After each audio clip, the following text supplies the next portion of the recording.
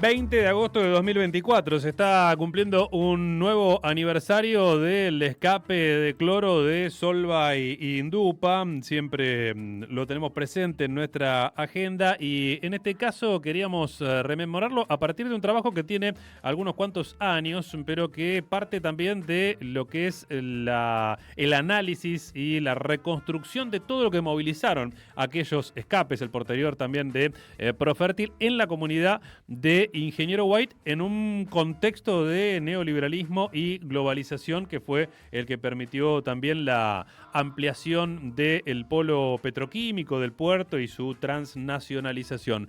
Aquel trabajo al que nos estamos refiriendo, la resistencia de los huitenses ante el avance de lo global, lleva la firma de Rocío Parga y en su momento lo presentó en unas jornadas de humanidades. La hemos convocado nuevamente, Rocío, para charlar un momento sobre esto. ¿Cómo andas, Rocío? Gracias por atendernos. Buen día.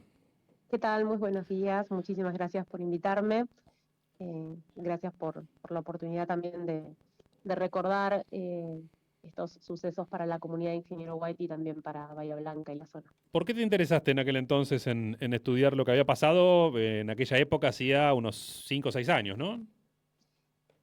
Como estudiante en ese momento de la Universidad Nacional del Sur, de la carrera de Historia, nos propusieron hacer un trabajo acerca de historia reciente en clave local, que bueno, fue un poco lo que me interesó siempre en mi carrera. He ido modificando los temas de investigación, pero este fue el que primero me llamó la atención, en primer lugar porque lo viví, que suele Ujú. ser parte de lo que la historia reciente los interpela a los investigadores, formar parte también de esa trama, y bueno, también lo complejo del distanciamiento que nos permite aplicar la metodología de investigación, pero de algún modo siendo parte también de eso en clave subjetiva, porque te atraviesa, porque te pasa, porque te interpela, porque te preocupa, porque te conmueve, porque no te es indiferente.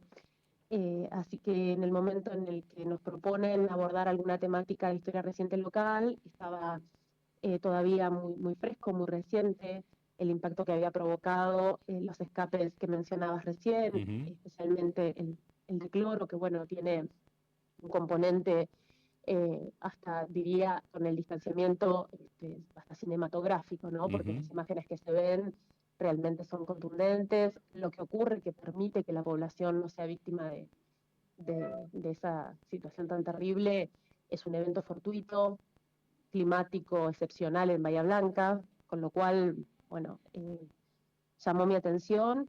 Y posteriormente lo que eso generó, como muy bien mencionadas, en el año 2000, las asambleas vecinales, la movilización de los vecinos, los piquetes, cuando todavía, si bien en el sur ya se estaban desarrollando, Ujú. no lo veíamos con la potencia que lo vimos luego en el año 2001.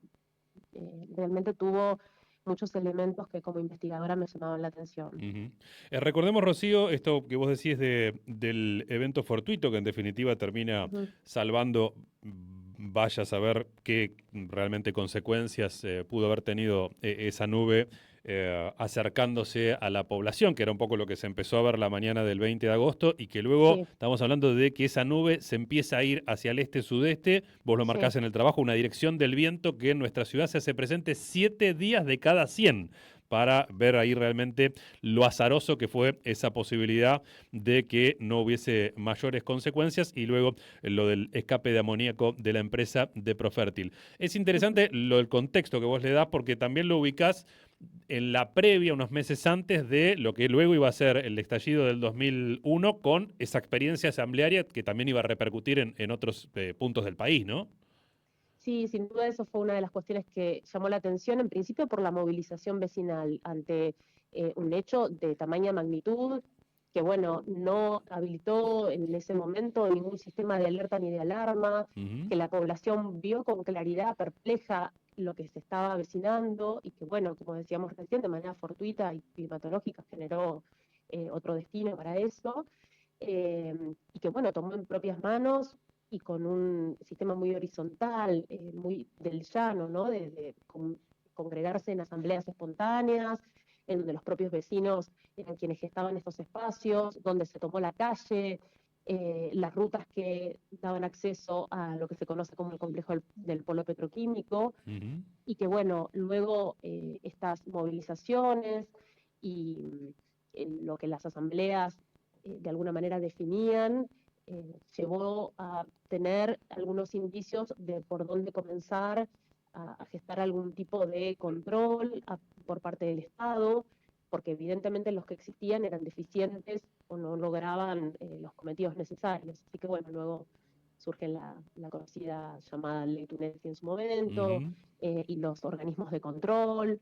Pero bueno, la comunidad de Ingeniero White ha estado atravesada en distintos momentos por esta presencia y esta cercanía del polo petroquímico, y bueno, esta vinculación siempre desigual entre la comunidad y este centro tan importante para Bahía Blanca y la región.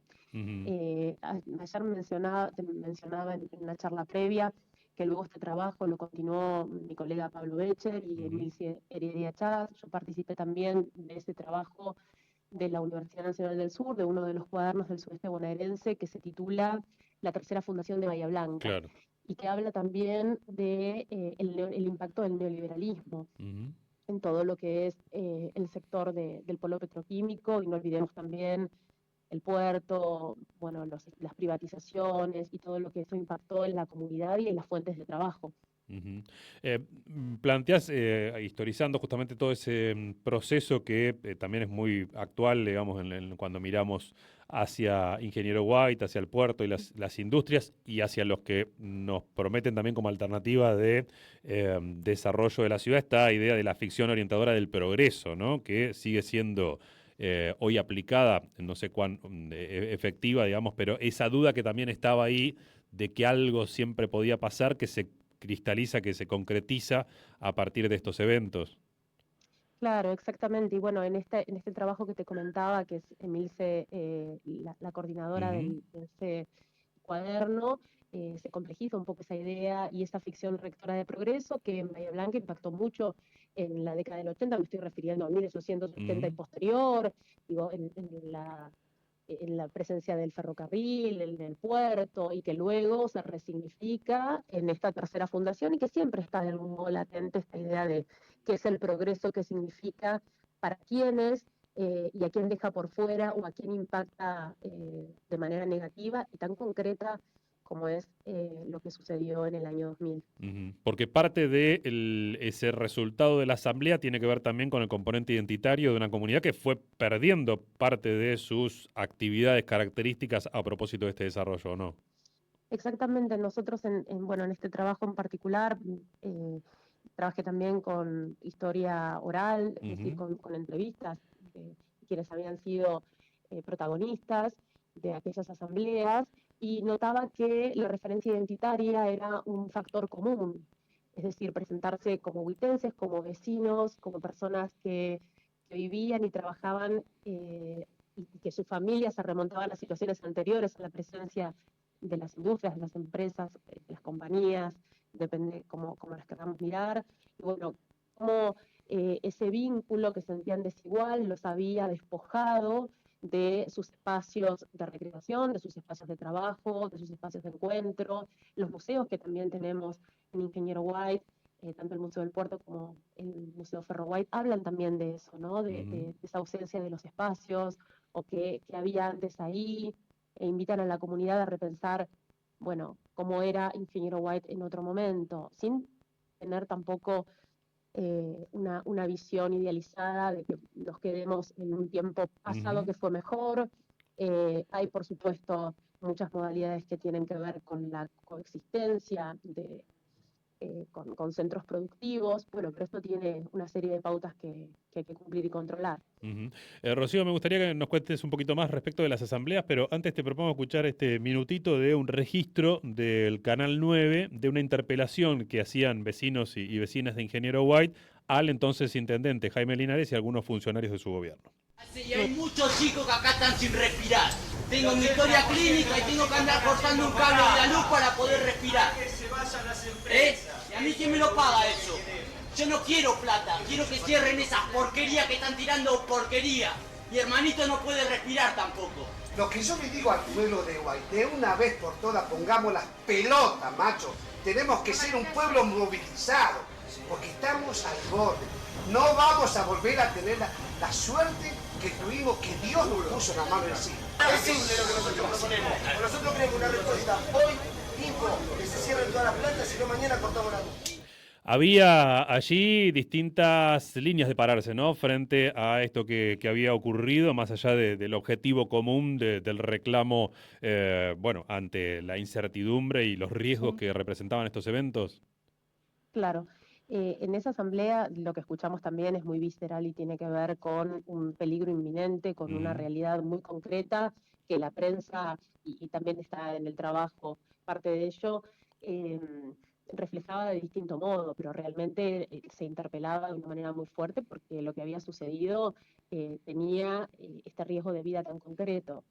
Por lo tanto, lo que veíamos ahí o lo que escuchábamos en palabras de los vecinos realmente ocurrió de ese modo con una urgencia que no es ni más ni menos que la vida, que la salud, y en las asambleas que no tuvieron una convocatoria organizada de una manera tradicional, que no estuvieron atravesadas por ningún color político, sino por este boca a boca de decir, bueno, sentimos esta amenaza o sentimos esta preocupación que ya no era una fantasía, sino que era una realidad muy, muy concreta, y pocos días después sucede el escape de amoníaco también. Bueno, generó este tono en los pedidos hacia los funcionarios públicos de aquel momento que escuchábamos recién. Y eso volvemos a ese clima pre-2001 donde la representatividad de, por ejemplo, partidos políticos u otras instituciones estaba fuertemente cuestionada. Claro, y además recordemos el que se vayan todos del 2001, bueno, en esto de queremos recuperar nuestro espacio y que se vayan las empresas fue el primer reclamo, luego, bueno, de qué manera se las controlaba o de qué manera se coexistía, ese reclamo fue mutando, pero el primero tuvo que ver con esa efervescencia que escuchamos lógicamente en los testimonios de recién. Lo que quería mencionar es bueno, que previo al 2001 aparecieron estas formas de manifestarse y de tomar la palabra, de pasar a la acción y de tomar la calle por parte de la población, que bueno, muchas veces dejaban o su casa o sus actividades o sus trabajos para hacer guardias o para mantener ese corte de las vías de acceso, que después íbamos a ver como una forma de protesta que se fue extendiendo a lo largo y a lo ancho del país, o en determinados focos concretos en donde sucedían algunas cuestiones de las cuales bueno, hablamos con respecto al 2001. Vos hablás de 3 momentos de esa resistencia. El segundo sería este que estamos referenciando, el primero más vinculado a los 80s, 90s con la ampliación del polo y las privatizaciones. Y un tercero, esto lo firmás en 2006, pero podemos pensarlo y actualizarlo un poco, donde ya eso se va institucionalizando y se empieza a bajar, ¿no? Un poco los niveles de participación. ¿A partir de qué mecanismos? Por eso mencionaba estos trabajos complementarios, tanto el de Pablo Becher como el de Milce Heredia Chas, que tienen que ver con qué rol toman las empresas, incluso luego de la crisis del 2001, qué pasa con la presencia en la comunidad, de qué manera hay distintos mecanismos, podríamos decir, de cooptación o de suavizar estas asperezas o estas sensaciones, que han sido muy efectivos en términos de comunicación. Particularmente el trabajo de mí se refiere a eso, y bueno, la intervención ha sido muy concreta en todo el espacio de Ingeniero White. Después habría que evaluar, bueno, el costo-beneficio de esa situación, Claro. pero la realidad es que han tenido, luego de estos accidentes tecnológicos, así los denominan, y sobre todo las consecuencias después del 2001, actividades muy concretas de intervención y de comunicación muy potente. Bueno, claro, con Emilce hemos hablado más de una oportunidad, el tema de la responsabilidad social empresaria, ¿no? Exactamente. Y el trabajo de la IQBB, que hoy ya no existe más, pero fue una asociación de las empresas del polo que trabajaron fuertemente bajo estas líneas. Tal vez allí encontremos lo que hoy presenta el municipio como una licencia social que pareciera estar determinada, por lo menos no sé dónde se firma eso, pero de alguna manera la realidad lo acompaña, si se quiere, cuando uno ve la escasa potencia de las resistencias a este tipo de proyectos como Petronas, por ejemplo. Claro, en realidad nosotros, ahora recordaba mientras hablábamos, también trabajamos con mi compañera de investigación, Sandra Rossetti, con quien trabajamos en el tema de Malvinas, trabajamos acerca de la instalación posible o del paso de otra de las compañías y cómo se había resistido en su momento, con un trabajo que se llamó La Calle Late y que también tenía que ver con eso, ¿no? De cómo se manifestaba la ciudadanía en contra de la instalación o, bueno, esto profundamente atravesado por clave de respeto, de sustentabilidad, de ecología, de un montón de cuestiones que luego empezaron a aparecer, porque sí es verdad que es necesario el progreso, la tecnificación, pero también es cierto que es necesaria la sustentabilidad, el respeto por los recursos, bueno, lo que ya el mundo, o parte del mundo en realidad, se ha dado cuenta y es evidente que tenemos que respetar el planeta en el que vivimos. Te pido para el cierre, tal vez un poquito más en este sentido, como profe a pibes, pibas que esto lo ven como un hecho ya bastante lejano, o tal vez ni siquiera lo ven, digamos, ¿no? Porque tampoco se hace mucho hincapié en la memoria respecto de lo que ocurrió en aquel entonces. ¿Qué lugar le das en la historia reciente de nuestra ciudad? Como toda la historia local, creo que tiene que ser revisitada en las escuelas, en los espacios educativos, en los espacios de intercambio, marcando esta cercanía, no solamente temporal, sino espacial, marcando qué es lo que le sucede a Bahía Blanca con respecto a Ingeniero White, que muchas veces se ha dicho que es una ciudad de espaldas al puerto, que en realidad creo que está cambiando un poco este paradigma, que se está poniendo, bueno, también el foco y los ojos en todo ese sector, por otros motivos, pero la realidad es que poco se conoce de estos hechos y de sus consecuencias, y que todavía existen testigos vivos de toda esta situación, personas muy jóvenes que lo pasaron, que lo atravesaron, que saben cuáles son los procesos o que vivieron siendo estudiantes de escuela primaria, los simulacros de confinamiento, o qué pasa con la sirena de determinado día y en determinado momento. Bueno, esto que en algún punto se ha naturalizado, que indica a qué refiere y por qué ha sucedido, creo que también se tiene que transmitir y problematizar en las aulas, que son los espacios por excelencia para justamente analizar críticamente nuestra historia reciente y nuestra historia local, siempre en clave también y enmarcada en nuestra historia nacional. Rocío, muchísimas gracias. Que tengas buen día. Muchas gracias a ustedes. Buenos días. Hasta luego. Allí estaba Rocío Pargas, investigadora del Departamento de Humanidades de la Universidad Nacional del Sur, profesora de Historia, y hace ya algunos años estuvo con estos estudios sobre lo que había ocurrido en Ingeniero White, que ahí dejó algunos nombres, algunas claves, textos donde se puede seguir investigando con Emilce Heredia, con Pablo Becher y esa tercera fundación de Bahía, que es uno de los cuadernos que editó el Departamento de Humanidades. Esta es la Reggae Bong, con La Chimenea de la Petroquímica.